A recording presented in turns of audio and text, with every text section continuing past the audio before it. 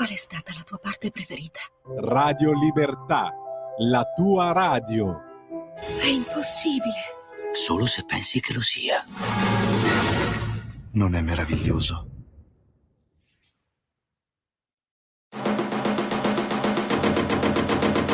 Va ora in onda La legge del gol. E vedo già collegati i nostri eroi, cioè Marco Minerva, Roberto Di Franco e Matteo Furian. A voi la linea, ragazzi. Grazie mille, caro Giulio. Buonasera a tutti i cari radioascoltatori di Radio Libertà. Ben ritrovati in una nuova puntata della Legge del Gol. Qui, come sempre, ci sono i miei compagni d'avventura, il buon Roby Di Franco. Ciao, Roberto. Ciao, buonasera a tutti. E il buon Marco Minerva. Ciao, buonasera a tutti. Insomma, in queste sere qua spesso sono da solo, ecco, mi ritrovo adesso, non si può più, diciamo, accusare la legge del gol di essere interchannel, possiamo chiamarla Milan Channel, visto che sono per il momento in minoranza. Purtroppo il nostro caro Federico Pontino, per problemi lavorativi, anche questa sera non potrà essere qui con noi. Ovviamente, come sempre, gli diamo un grandissimo abbraccio, grande cuore nero-azzurro.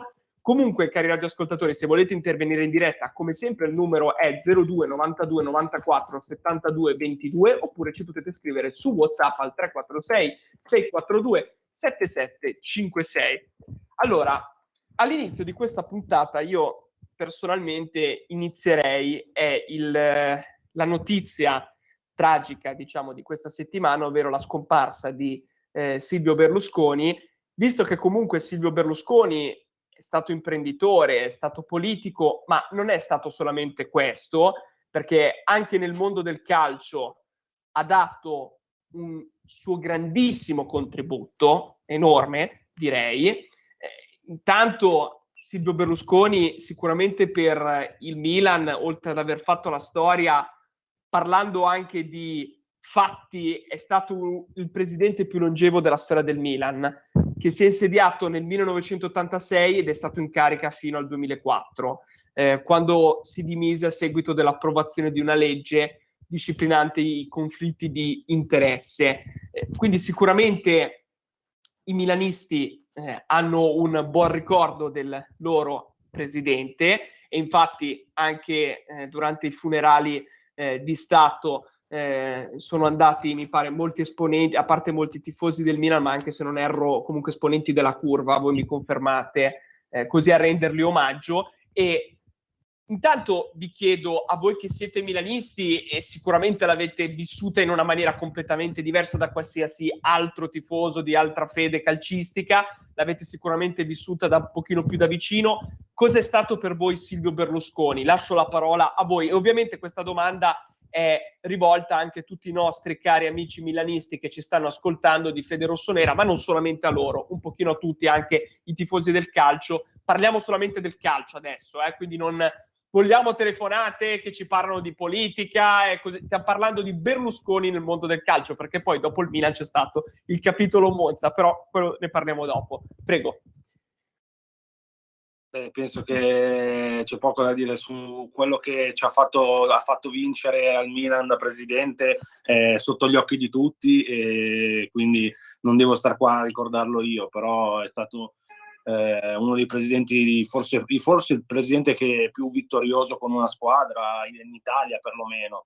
Quindi ricordo sicuramente, a parte gli ultimi anni, che aveva in mano magari un Milan un po' molto diverso rispetto agli anni in cui è stato presidente, gli anni prima. A parte gli ultimi anni è sempre stato un Milan vincente, è sempre stato, quindi sicuramente avremo, io almeno personalmente, ma penso come tutti, è un ricordo positivo, perché veramente con lui in presidente abbiamo avuto degli anni dove veramente abbiamo fatto la storia.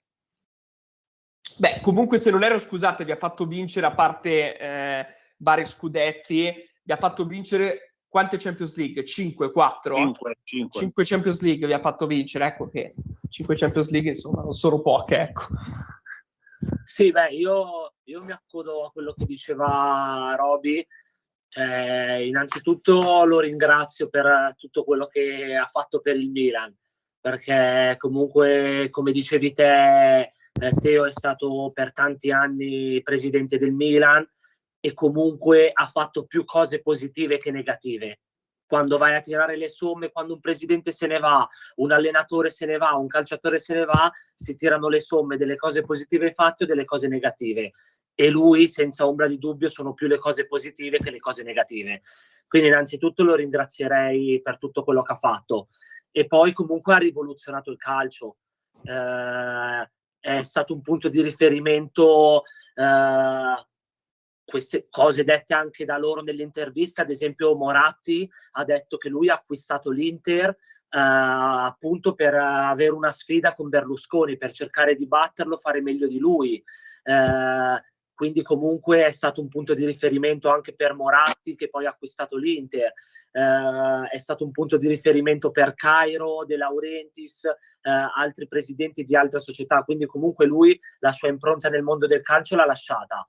Con il Milan poi ha vinto tutto quello che poteva vincere, l'ha preso che il Milan era una squadra quasi che stava fallendo, l'ha portato sul tetto del mondo, sul tetto d'Europa, ha vinto tutto quello che c'era da vincere, ha comprato grandi giocatori. Poi gli ultimi anni, come diceva Roby, ma perché gli ultimi anni comunque il calcio è cambiato negli ultimi anni, ormai non ci sono poche società di proprietà di presidenti italiani che mettono soldi, ormai le società sono quasi tutte in possesso a questi fondi o comunque a proprietari stranieri che hanno più liquidità rispetto a un italiano. Ma io ragazzi adesso non sono milanista, però come hai detto tu Marco, penso che la genialità di Berlusconi, intanto stiamo parlando di un uomo che sicuramente tra i soldi, il dio denaro, si sapeva muovere molto bene, quindi in termini di calciomercato, insieme poi ad altre grandissime figure, tra cui Adriano Galliani, che non l'ha mai lasciato, l'ha seguito anche a Monza, ma poi tantissime altre vicende, ma diciamo che comunque ci ha sempre visto giusto, ecco, in un modo o nell'altro. Ma al di là di quello è stato, come hai detto tu Marco, un grandissimo rivoluzionario, e anche qui ha snasato quello che sarebbe diventato il calcio di oggi, cioè che ha cercato di trasformare il più possibile il Milan in un brand, cioè ha cercato di farlo. E secondo me, se proseguiva la sua presidenza del Milan, cioè che non abbandonava la presidenza, oggi ci sarebbe riuscito, probabilmente. Sì. Oggi ci sarebbe riuscito, e per me il Milan avrebbe preso sicuramente la strada della Juventus in termini di brand e di modo di marketing anche così. Quindi per il Milan sicuramente è stata una grande sfortuna da questa, adesso parlando proprio sportivamente e a livello oggettivo, è stata una sfortuna secondo me, appunto ha dovuto abbandonare per il problema su quella legge dei conflitti di interesse. E secondo me comunque fatto sta che il genio rimane lo stesso, al di là quanto ha vinto con il Milan, perché comunque è stato un rivoluzionario anche in questo senso, cioè ha capito come i vari club calcistici in futuro sarebbero diventati dei brand, così, perché alla fine è quella la strada. Sì, infatti, poi scusa.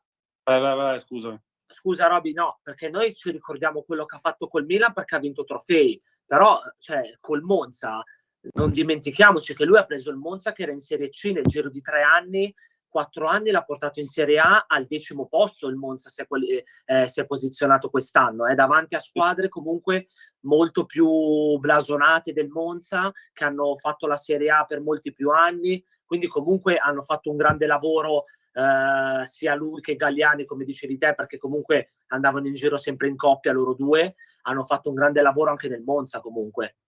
Io sono d'accordo sul Monza, anche perché comunque era la neopromossa, che è forse la prima volta nella storia che faceva l'altro e tutto, quindi non è semplice. L'unica cosa che volevo aggiungere era che lo ricordavano anche comunque in questi giorni da quando è mancato, che era comunque uno dei forse pochi presidenti che aveva così un bel rapporto anche con la tifoseria, per esempio, perché anche comunque raccontavano comunque anche con la curva che li aveva addirittura invitati a un evento, se non sbaglio una cena, comunque aveva un bel rapporto anche con la tifoseria, e a volte tanti parlavano anche con i giocatori stessi, oltre che magari con l'allenatore, così qualunque problema era un presidente che c'era anche per i giocatori, quindi comunque era una figura che uno magari dice il presidente, quello che sembra che magari non se ne frega, mette solo i soldi e basta, invece no, lui si interessava della squadra, si interessava ai giocatori, si interessava di tutto.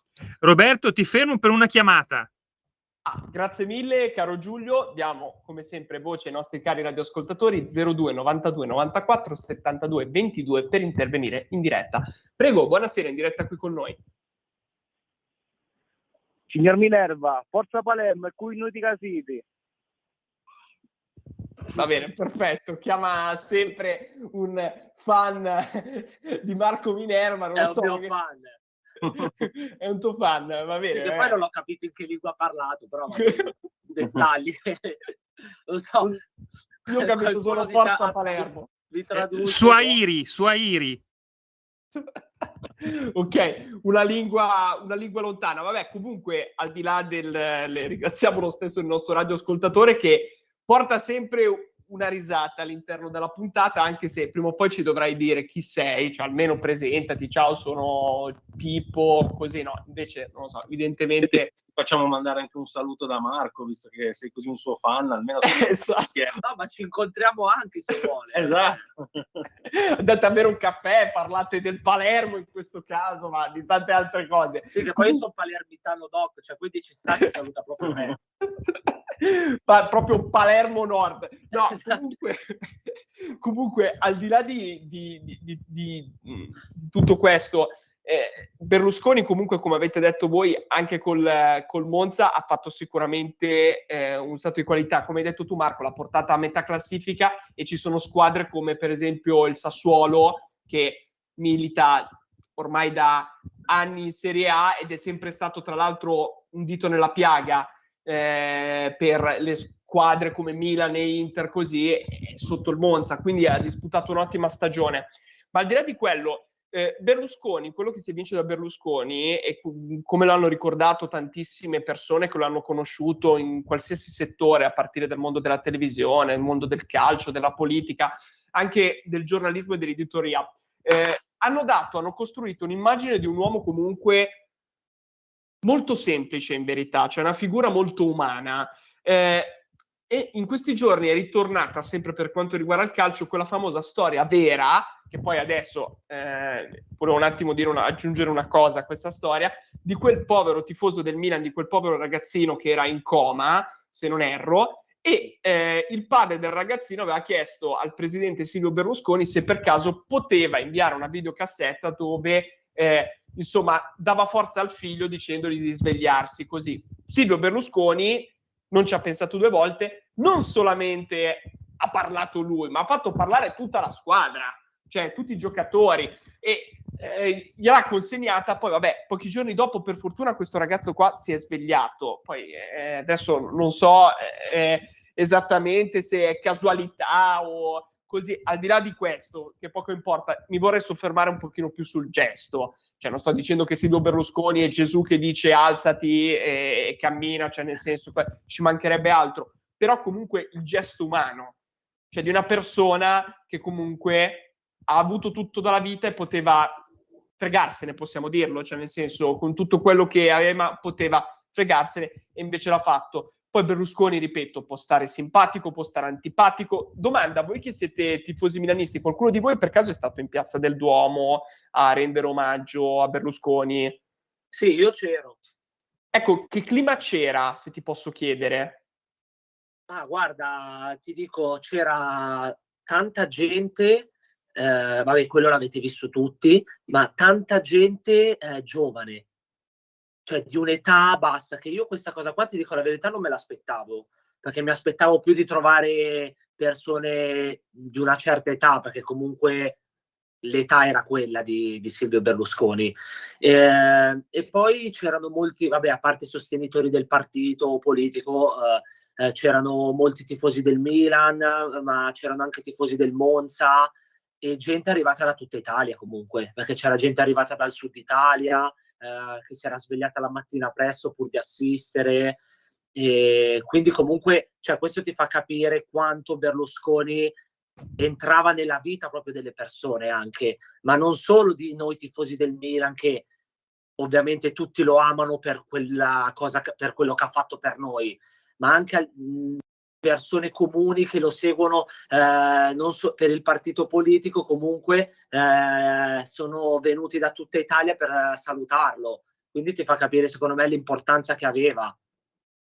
E su questo io concordo assolutamente. Poi c'è stata una polemica per me futile sul discorso dei funerali di Stato, però adesso non è ovviamente lo spazio per aprire quel tema lì. Per me è stata una polemica futile, però ecco, io vorrei anche soffermarmi su questa cosa qua, che personalmente a squadre come Inter e Milan mancano. A noi manca una cosa, manca avere un presidente tifoso, perché anche Moratti comunque era un tifoso dell'Inter, cioè era sfegatato dell'Inter. Berlusconi del Milan era sfegatatissimo, cioè anche quando non è stato più presidente del Milan ha continuato sempre a tifare Milan comunque, cioè lui quando lo intervistavano gli facevano delle domande sul Milan attuale, così lui ha sempre detto, ha sempre lanciato messaggi di affetto verso i tifosi e verso il Milan comunque, e questo vuol dire essere attaccati proprio alla maglia, e secondo me a squadre ad oggi come Milan e Inter manca, e purtroppo io non so se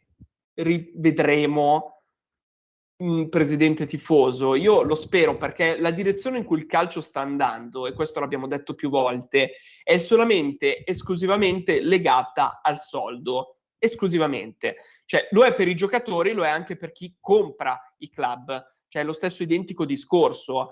E questo secondo me è anche questo è un grande peccato, perché qualcuno dirà ma chi se ne frega, cioè obiettivamente a noi ad oggi, se dobbiamo scegliere fra un presidente tifoso attaccato alla maglia che ha un determinato tipo di budget, e parliamoci chiaro, mettiamola così, uno sceicco, uno che può comprarti i campioni così, penso che il 97%, 98% dei tifosi opterebbe ovviamente per quello ricco che ti compra i campioni, perché purtroppo oggi il calcio è diventato così e ha trasformato anche un po' i tifosi in questa ottica di conseguenza, perché per essere competitivo con gli altri club, per tornare a essere competitivo in Europa, la direzione unica purtroppo è questa, cioè non è che ci possono essere altre vie di mezzo. Sì, no, su questo sono d'accordo. Ormai non interessa più il presidente tifoso, ma interessa chi può spendere i soldi e chi può comprare i giocatori, ma perché, come dicevi giustamente tu, come abbiamo detto tante volte, ormai il calcio è cambiato, ormai ormai un anno buono ti costano già cifre spropositate, quindi ci vogliono tot soldi, e quindi ormai l'interesse a chi ha più soldi va alla squadra. Quella è la cosa che più interessa anche al tifoso, perché avere un presidente normale che può spendere, che magari è tifoso ma che può spendere poco, ormai non ti serve a niente. Non serve a niente. Su questo è questo il problema, e secondo me è una direzione che non va assolutamente bene. Comunque vogliamo aggiungere qualcos'altro su Silvio Berlusconi? Volete aggiungere altro su Silvio? No, io a parte quello che ti ho detto dal punto di vista calcistico, comunque secondo me, al di là di tutto, è un uomo da ammirare per quello che ha fatto per comunque la città e per l'Italia, perché comunque ha creato Milano 2, perché l'ha creata lui, quindi comunque tante cose buone le ha fatte. Ovviamente avrà fatto anche tante cose non buone, perché sicuramente, poi non entro nei dettagli dei politici, non mi interessano quei discorsi, dico solo che secondo me davanti alla morte di una persona, che sia di destra, di sinistra, del centro, nord, sud, qualsiasi cosa, Milano, Inter, secondo me bisogna tacere, fare le condoglianze alla famiglia e finisce là, perché ho letto in giro comunque commenti vergognosi anche di gente famosa sui social, che secondo me ha fatto una pessima figura, e non faccio neanche i nomi per non far pubblicità, perché non se la meritano, ma ripeto, secondo me in queste occasioni bisogna solo fare le condoglianze e finisce là. Oppure stai zitto, se non te ne frega proprio niente, stai zitto e fai più bella figura. Sì, perché l'hashtag, quello che è venuto fuori in questi giorni, è non il mio nome, per quanto riguarda il lutto nazionale che è stato proclamato dal governo Meloni. Adesso, senza scendere poi in discorsi politici, anch'io, come ho detto prima, la trovo più che altro, diciamo, cioè, tutto fumo e niente arrosto. Cioè, è morta una persona, ripeto, può stare antipatico, può non piacere, ma Silvio Berlusconi comunque in un modo o nell'altro, a parte che è stato, al di là del privato, cioè a livello imprenditoriale, che quindi può riguardare tutto, cioè quindi anche Milan, editoria, televisione, tutto, ok, edilizia, tutto. Però a livello politico, anche a livello politico, non solo del Milan è stato il presidente più longevo della storia, ma è stato anche il presidente del consiglio più longevo della storia della nostra Repubblica, perché lui è stato, i suoi governi in totale sono durati 9 anni, cioè rendiamoci conto che ha superato Andreotti, cioè una personalità come Andreotti, quindi non è stato un presidente della Repubblica, però non è stato neanche il primo pirla che passa per strada. Ma, Matteo, scusa, abbiamo una telefonata e poi andremo in pubblicità. Va bene, grazie mille caro Giulio, prego, buonasera, in diretta qui con noi su Radio Libertà. Buonasera, ma di Berlusconi interista non parla nessuno. Berlusconi interista, per quella battuta che aveva fatto. No, io sono sicurissimo, perché quando ho costruito la del Nord l'ho conosciuto bene, era interista. E la sua squadra dei Berretti che giocava lì, che aveva fatto 3 campi di calcio, poi ha costruito tutti i palazzi e basta. Me lo ricordo molto bene, che era, quando si discuteva era interista. Poi hanno fatto anche i fotomontaggi per le televisioni per negarlo. Ma io mi ricordo bene, lui aveva 10 anni più di me, anzi, sì, io sono del 46, no? Lui era del 36. Nel 63 hanno cominciato a fare le del Nord e lui veniva sempre lì. C'era anche suo fratello che giocava in una squadra del CSI, c'era la squadra Berretti con la maglia dell'Inter, e allora queste cose qua sono state, e poi quello che ha fatto Ruggero è meglio non dirlo. Però Okay. mi scusi un attimo, le faccio una provocazione, allora, dico la verità, questa di Berlusconi interista mi è un pochino nuova, poi magari andremo anche a verificare, ma probabilmente magari è nuova anche per tutti, perché nessuno ne vuole parlare. C'è anche un retroscena che quando voleva acquistare l'Inter non gli hanno fatto acquistare per motivi politici, tutto lì. Allora io personalmente da interista un po' lo maledico su questo, perché ha regalato 5 Champions al Milan se era interista. No, però alla fine, al di là di questo, concorda che è stato un grande presidente calcisticamente parlando. Sì, del Milan. Sì, poi ha fatto cose grandissime, però all'inizio lui era interista. Nessuno me lo può negare, perché lo so di persona, e io abitavo lì. Noi hanno fatto il centro e il nord, io abitavo lì. Guardi che per costruire hanno fatto 3 campi di calcio, campi da tennis, piscina. Poi cosa è successo? Su tutte quelle cose costruite. Capito? Vabbè, Campi di calcio finite, nessun campo di... Sa come le del nord o no? Ho provato a vedere le del nord. Certo, lo sappiamo, no, però ci sta dando uno scoop aveva i campi da tennis tutta la mia finestra. Sport, No, senta, c'aveva i campi da tennis sotto la mia finestra. C'era mio nonno che tutte le sere andava fuori a rompere le palle, perché giocavano fino alle 2 di notte. Quelli lì. Mi ricordo bene, Bene, le faccio l'ultima domanda che dobbiamo andare in pubblicità. Lei che squadra tifa? Inter. È interista come me. Ok, perfetto. Salve, buonasera. Allora ha fatto il nostro male. Grazie mille per il suo intervento, cari radioascoltatori. Rimanete sintonizzati. Se volete chiamare e intervenire potete farlo allo 02 92 94 72 22 o scriveteci anche dei messaggi su WhatsApp al 346 642 7756. Ora andiamo in pubblicità, rimanete sintonizzati, breve stacco musicale e poi ritroviamo subito la legge del gol con questi 3 mascalzoni. Prego. Stai ascoltando Radio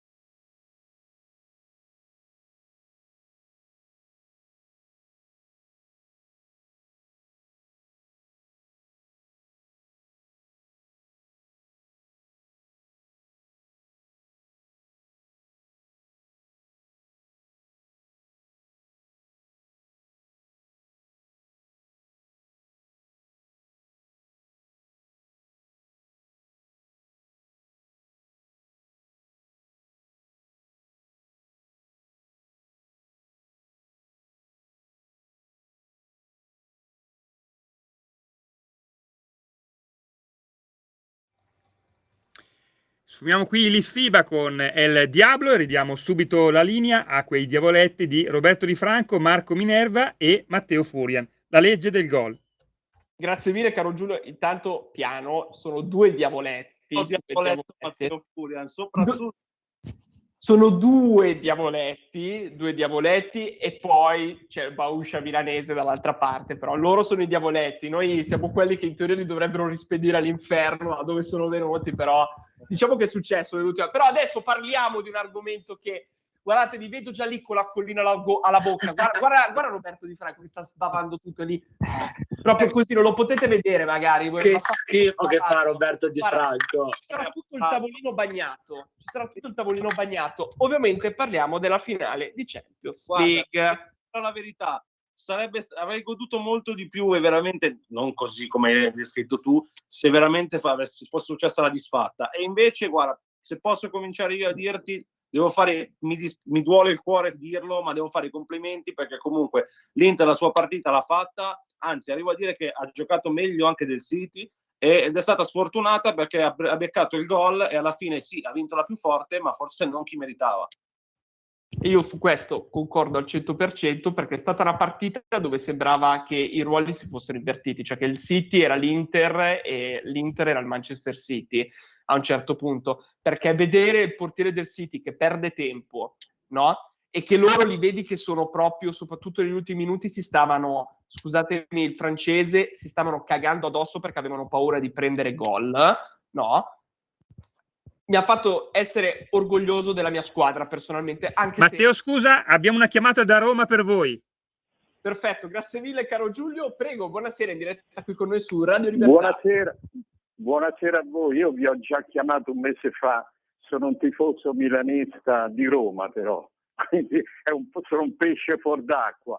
E comunque volevo parlare, io ho avuto la fortuna tanti anni fa di conoscere il presidente Berlusconi a Lancia, dove lavoravo, parlo di alcuni, e contemporaneamente era venuto anche l'avvocato Agnelli, Giovanni Agnelli, parlo di alcuni anni, e il presidente Berlusconi in quell'occasione gli ho stretto la mano e mi è sembrato, mentre l'avvocato è un gran signore, non si discute, però il nostro presidente era, diciamo, più alla mano, non so se mi spiego, aveva quel quid pluris che non tutti hanno, quella comunicativa, quella capacità di farti sentire a tuo agio.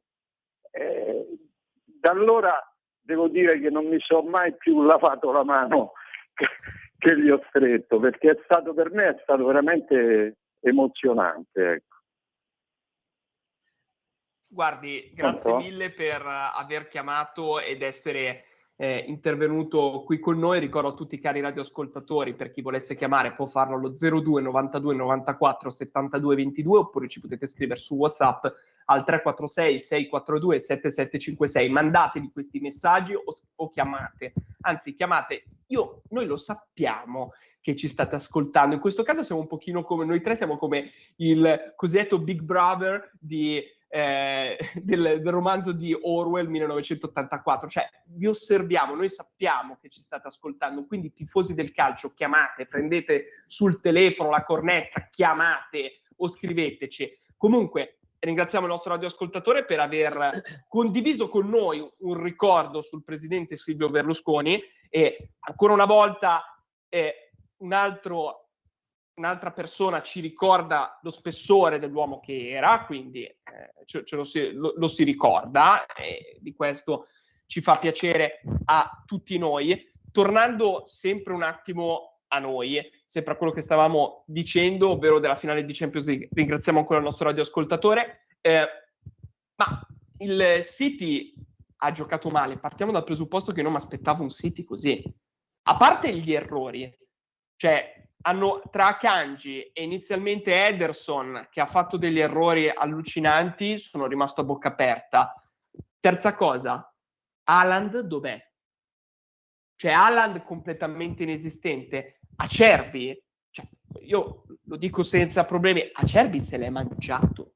Acerbi se l'è mangiato, poi sicuramente non era magari in giornata, ma se l'è mangiato, perché l'ha sempre marcato, a parte una volta che è sfuggito, che ha fatto quel tiro in porta che Onana ha parato, se l'è mangiato. Anche la chiusura su Bastoni in mezzo a due, che era tra Haaland e Foden, ha fatto una chiusura allucinante, Bastoni.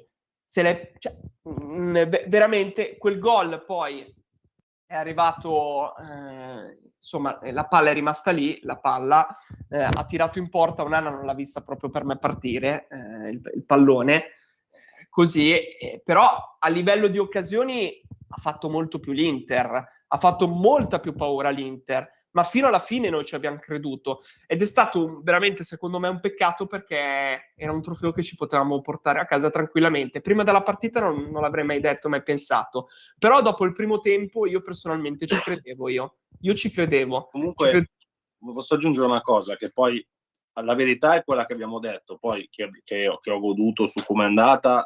Vabbè, questo non serve sottolineare, lo sappiamo, Roberto, ci vede ancora la bavetta che cola. Un'azione che volevo farti, una piccola battuta, così, tanto per complimenti a Lukaku per le doti da portiere, che in un'altra finale ci fa vedere, perché veramente devo dire che non è male. Io Lukaku l'unica cosa, allora lì purtroppo vuol dire trovarsi al momento sbagliato, proprio al momento sbagliato. Per il City è stato al momento giusto, è stato. Per noi al momento sbagliato. Io su quello non gli do una colpa, obiettivamente. Sul momento mi sono arrabbiato, però può accadere. Mi incavolo un pochino di più sul tiro di testa, che era completamente libero, che gliela data praticamente addosso ad Ederson. Cioè c'era la porta che è grande, grazie a Dio la porta non è una porta di calcio a 5, è una porta di calcio a 11, è enorme la porta. Ecco, lì personalmente dovevi metterla. Esattamente dall'altra parte. Quindi aveva un gran parte dello specchio libero, proprio non solo centrale la tirata, ma centrale verso dove era lui, proprio, dal lato suo. L'ha proprio colpita male. No, guarda, io volevo, vabbè, a parte che dire che l'Inter ha fatto una grande partita, questo qua penso che tutti quelli che l'hanno guardata lo devono dire, altrimenti secondo me sei in malafede.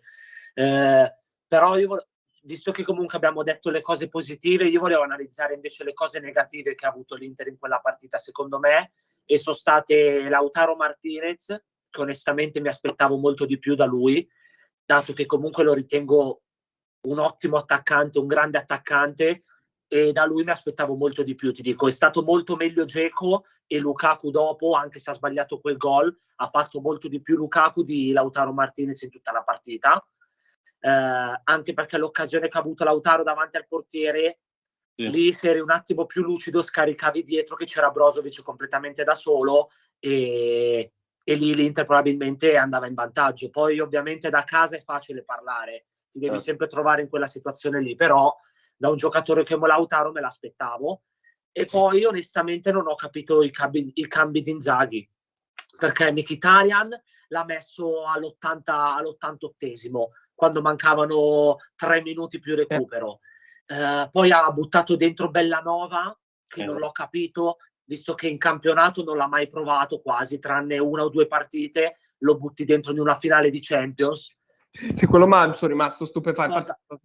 E poi anche il cambio che ha tolto Bastoni, nel senso, stai perdendo 1-0, magari non stava facendo una grande partita Bastoni, non lo so come la valutava lui, però stai perdendo 1-0 su una mischia, è alto 1,90, te la può buttare dentro di testa.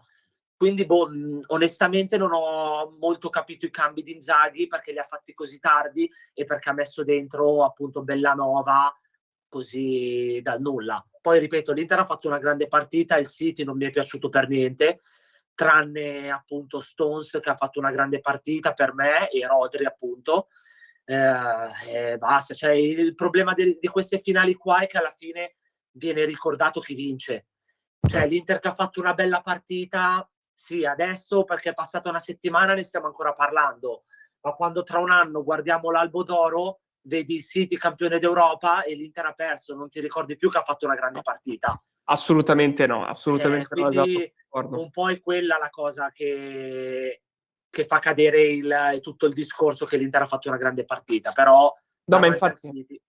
ma infatti hai ragione Marco, tra virgolette è cioè, essendo, cioè, cercando di essere i più oggettivi e realisti possibile, è tra virgolette per una pacca sulla spalla che ci diamo questa, no? Dire Sì, dai, l'ho fatto esatto. fino alla fine, è una pacca sulla spalla, però come hai detto tu la pacca sulla spalla vale fino a un certo punto, non conta niente, conta il trofeo.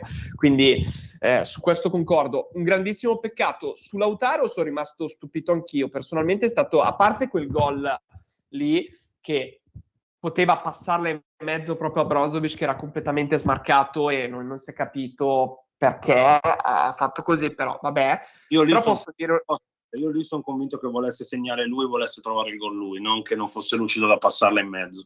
però io sono anche convinto di un'altra cosa, che purtroppo quella partita lì, ragazzi, era scritta che doveva vincerla il City, perché comunque doveva fare il triplete. Cioè, obiettivamente era scritta. Cioè, quando c'era in palio così, gli è andata proprio bene. Cioè, dovevano fare, sono quelle cose che a volte dici devi per forza vincerla. Quindi...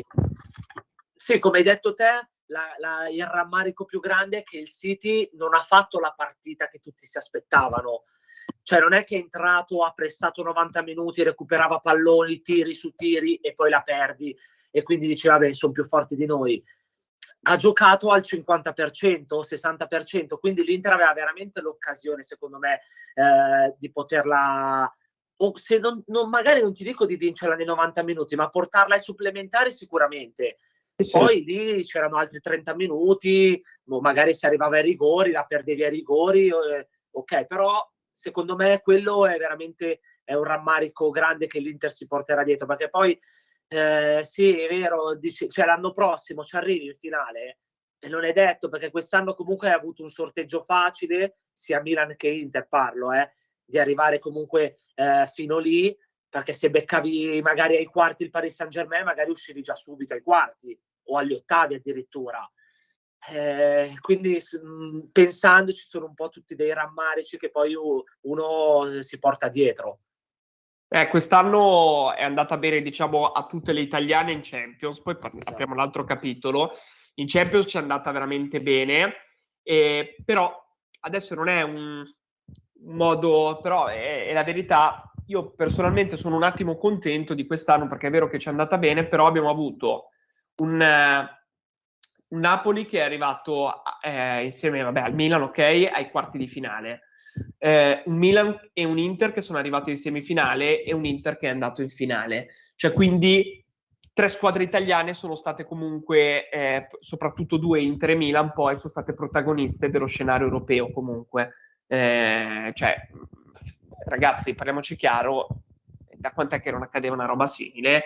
Quindi di questo, è vero, poi non abbiamo vinto niente, però da una parte sono contento perché era veramente da tanto tempo che non vedevamo delle squadre italiane arrivare in finale in semifinale l'abbiamo visto, ma anche in verità in finale l'abbiamo visto, poi non hanno portato a casa niente i nostri cari amici di Torino, però era da un po' di anni, ecco. Sono contento per Milan e Inter che e anche il Napoli, 3 squadre italiane in Champions League era tanta roba, ecco. Ma come ne parlavamo settimana scorsa, se allarghiamo anche il discorso all'Europa League, alla Conference, comunque avevamo anche lì 2 squadre italiane, tutte e 2 arrivate in finale, la Juve in semifinale, quindi comunque in Europa in generale penso che l'Italia si sia fatta sentire quest'anno. La cosa importante è continuare su questa strada e non l'anno prossimo tornare indietro, fare un passo indietro, perché sennò non ha avuto senso. Poi sicuramente hai avuto anche la fortuna, per carità.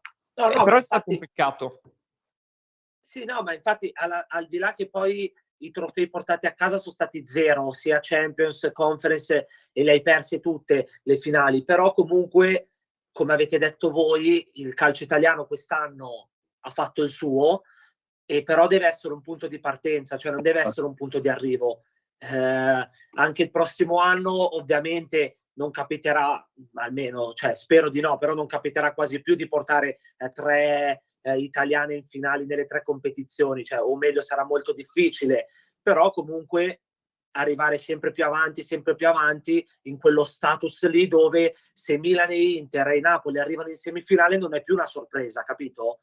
Cioè quest'anno quando le abbiamo viste là in semifinale abbiamo detto mizzega, sono in semifinale. Una squadra come il Bayern Monaco e il Real, se arriva in semifinale ha fatto il suo. cioè è amministrazione, è l'amministrazione normale la loro.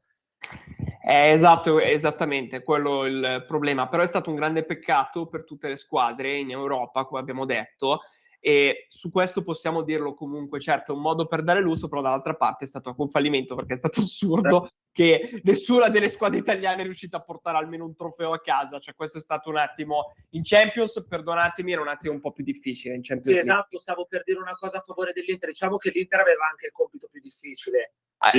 Sì, su quello non c'è dubbio.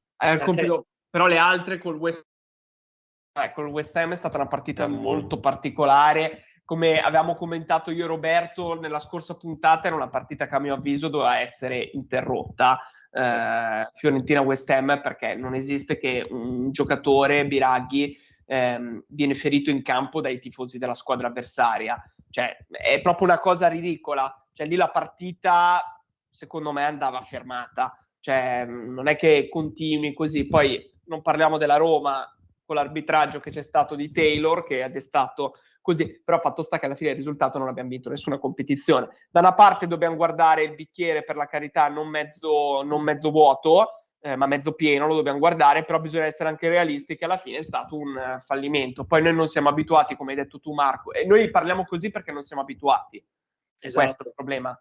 Non siamo così perché siamo abituati, perché sulla carta a livello oggettivo è un fallimento perché non hai vinto niente, però dall'altra, se vogliamo guardare il bicchiere un po' mezzo pieno e non vuoto, completamente vuoto, obiettivamente non siamo abituati a tutte queste cose, quindi è stato sicuramente un ottimo risultato raggiunto da tutte le squadre. Adesso e nelle prossime settimane ne parleremo qui alla Legge del Gol, vedremo le news del calciomercato, perché col fatto che Inter e Milan sono riusciti, il Milan è riuscito ad arrivare in semifinale, l'Inter in finale, comunque fatto sta che abbiamo beccato un sacco di money per essere arrivati lì e abbiamo più disponibilità economica rispetto agli anni scorsi, quindi sicuramente le società adesso, Inter e Milan, ma anche il Napoli, che comunque avrà riempito anche lui le sue casse, dovrà sicuramente un attimo fare delle scelte giuste. Cioè adesso penso che quello che vogliono Inter e Milan è dei nomi forti,